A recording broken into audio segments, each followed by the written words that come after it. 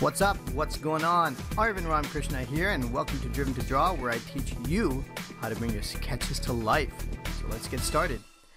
This is just going to be a hot tip today, not really a full-blown tutorial, but what I'm doing here is sort of just working through this Red Baron plane here that I've been working on.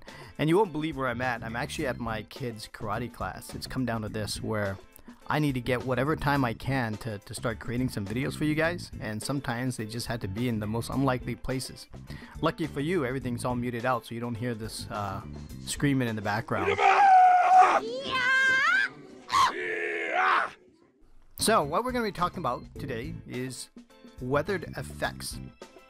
Now this drawing is just about finished, and I've basically just saturated the entire page with reds and greens, and what I've done here is sort of use the green of the grass here in this area, and I've decided to add that to the wing there at the top. Now when I want to create weathered effects are really nice to do, because generally what you do is you want to give any kind of old vintage planes or cars or whatever it is, give it a kind of look that it's gone through some history and some time. So what I'm doing here is that I start off with a between a 30 and a 40% gray marker, and it's just a Prismacolor marker that I'm using. And what I'm doing is just starting to blotch out areas and just shade certain areas. So I'm using the same marker that I would use for the shadow side, and then I will end up coming back in and then using a darker value, start to kind of increase the dark value to show that weathered look. So I'm just picking little areas here where I think that there's been some paint that's been removed, or just areas where it's just really rustic or dirty or something like that. And the trick is to make sure you've got a little bit of randomness. And what's nice is that it gives it a really nice dynamic look versus something that's way too clean, because there's an aesthetic to just looking at something that looks like it's gone through war. So that's what we're trying to do. All this is, like I said, just done with a gray marker between 30 and 60%, and then I'm going over to where the tires are. You can still use that to add some value to those areas. So as I just work through the drawing, I just kind of take a step back and look to see what other areas I need to work on. So some areas I go back and reinforce it a little bit more. If I feel that it needs to be a little bit darker, then I'll go back and shade it here. Doing that here for the wing.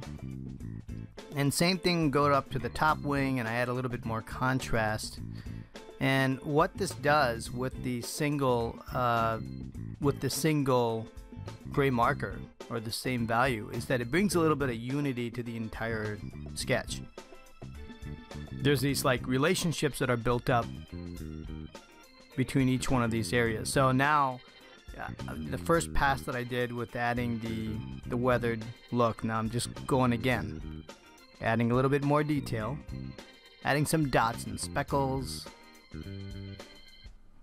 Now if you really wanted to get crazy, you could even take some gouache paints and try to use a much lighter red color, or a faded red color, so that you can add that to the side here.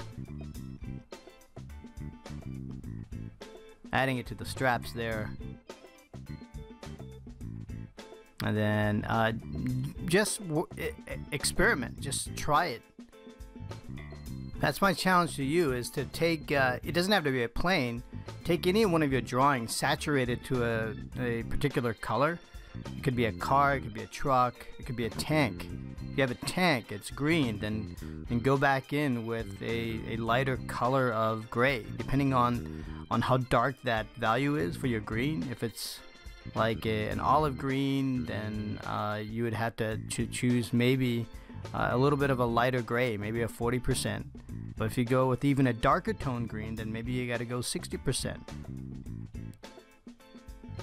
and just try to see what kind of an effect, because sometimes the things that we do is just a happy accident. Because when I started to work on drawing stuff, or drawing this plane, or any other kind of sketch, what happens is that sometimes you go in with something that's a little bit too dark, or a quick slip of the pen or the marker, and then before you know it, like, hey, this looks pretty good. Hey, maybe I could use this for something else. So I hope you enjoyed this hot tip today. Comment below, let me know your thoughts and what else you'd like me to sketch, or what you'd like me to cover, and I'll do my best to fulfill those requests as we head into the next week. Until then, have a good one, guys.